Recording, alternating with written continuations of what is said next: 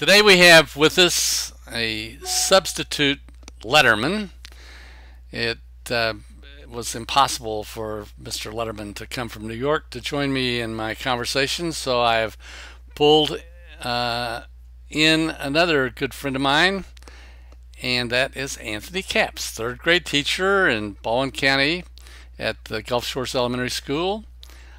He just finished his first year in the third grade, and I thought that might enable us to get a little different sense about my list that I want to construct of 5 key things that any new teacher ought to think about.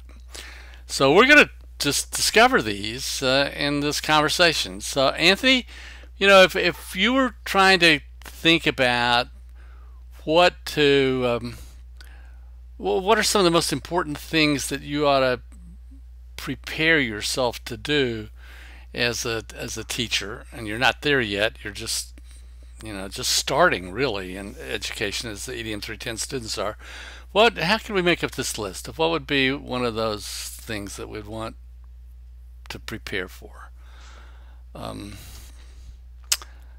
of the things that I would say is that you've got to really be interested in learning yourself. I'd put that on the list. So I'm going to put that on the list someplace, that if you're not a learner, then you will not be a successful educator, because what we have to do ourselves is constantly learn, and we have to model that behavior for other people. Is that a good one to start with or not? Absolutely, and I think that could lead to the next one. And I think the teaching profession could be unique in this, that teaching is hard, but you have to work is not separate from play in teaching. So people have hobbies all the time. Some people build airplanes, some people put puzzles together. Teachers learn the craft of teaching in their free time, and you learn how to let that become what's fun for you. So you let that come up in your dinner conversations, and you are willing to learn in your dinner conversations about what happened in your day. And I mean, Even outside of your supposed 8 hours that you're supposed to put in.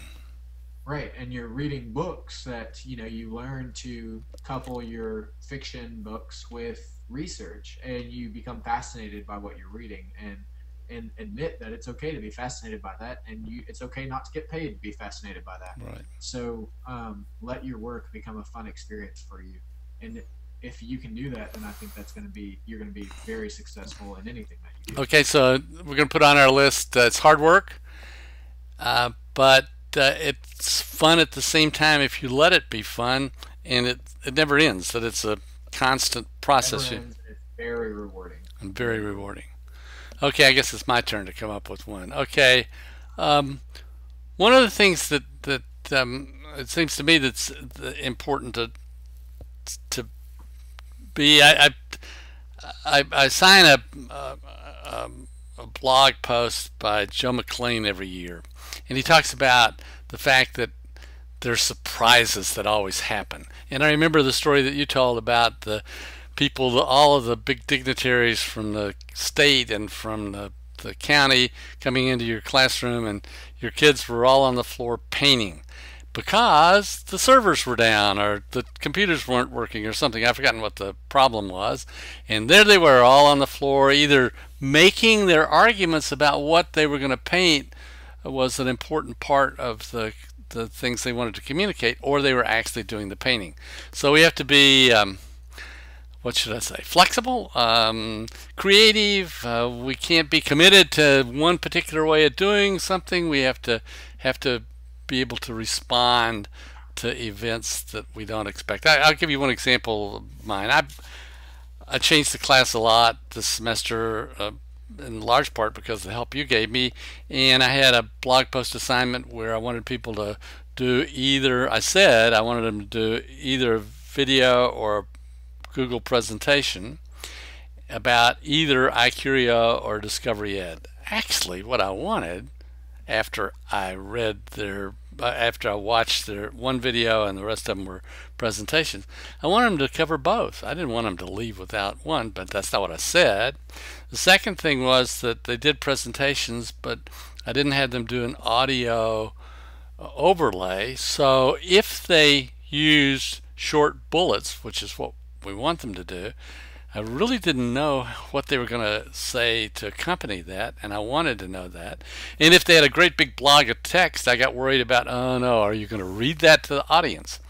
So I immediately wrote myself some notes, changed it for next year, and those things happen. Those things happen. I'm sure they've happened in your class more times than just the painting incident. So I'm going to add to our list. Let's see, we've got on the list, we've got to be a learner. We've got to be flexible, and we've got to what was the one you added? Now I've forgotten. My memory is bad here. Oh, it's hard work, but it's exciting. Yeah. Okay. So we got hard work. We've got be flexible, and we've got be a learner. So now it's your turn. You got another one? Well, mine, I was, the thing that you said, I thought about what Stephen Covey says about starting with the end in mind. So when you start with an end goal, what do you want to come of whatever you're doing? But whenever it doesn't look like what you intended, be flexible and figure out how to still get what you needed to get out of that, Right. out of the process. So flexibility is key. Um, and I don't know what else. What else have we covered?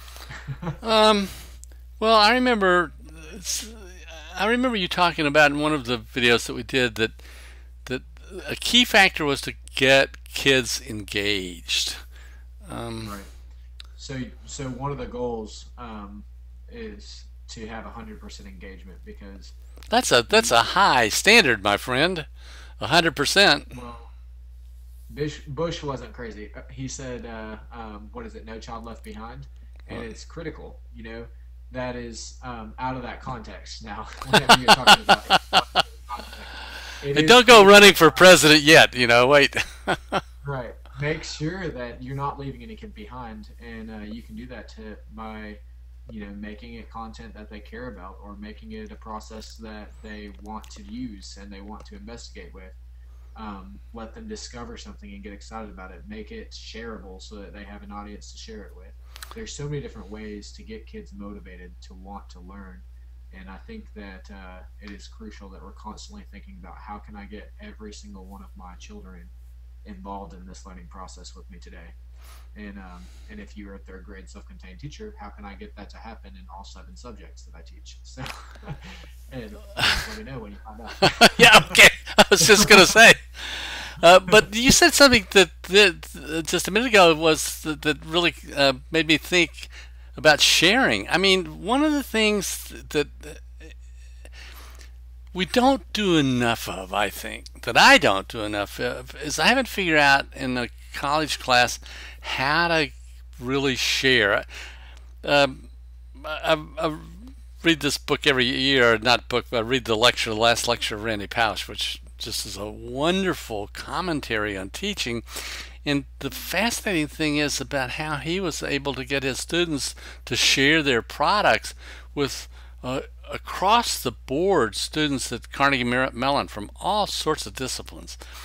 And at college, we've got time constraints, and we've got all people not used to doing it. But in the third grade, you seem to be doing that quite successfully. That the kids are really excited about presentations, and the parents are excited about watching them. And I know that you mentioned having a real audience with which to present their projects.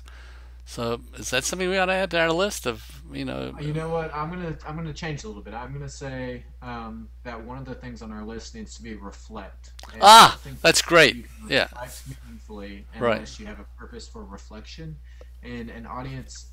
If you intend to have an audience for your product, then it's a perfect purpose for reflection. How can I revise what I did to make it better for the audience that I intend to see?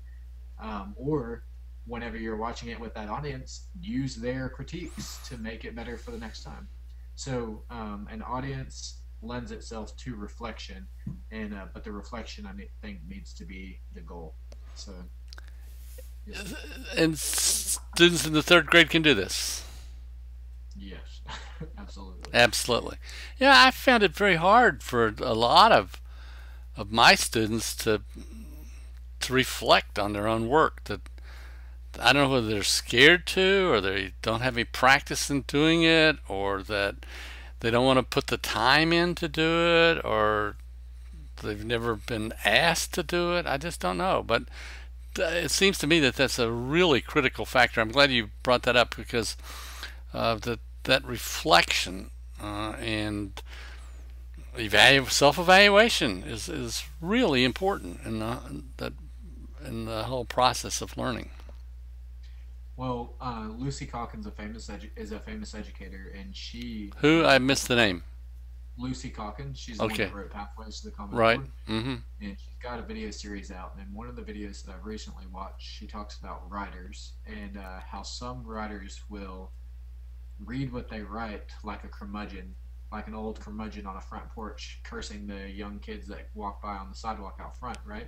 They'll just spit it out of their mouth as fast as they can to get the pressure of having to share off of them. And then some of them will read it like gold, and they'll dribble on every word to really make every single word have the perfect enunciation and bring it to life.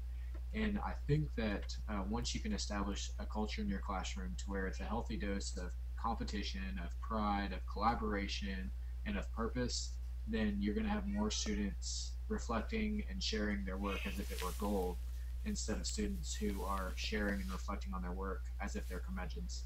Right. So, Okay, this has been a really good conversation. I think we'll come back to it and try to figure out the whole 10 of Letterman's list, but it's going to be Anthony's strange list. There we go. We'll combine our two names. It's really been enjoyable talking to you again, Anthony. I want to thank you for the EDM 310 students and for all of the people that might see this on the blog for your contributions to what is it that we can do as teachers. What are the things that ought to be on our list. So thanks again, Anthony, and we'll see you again soon. yes, sir.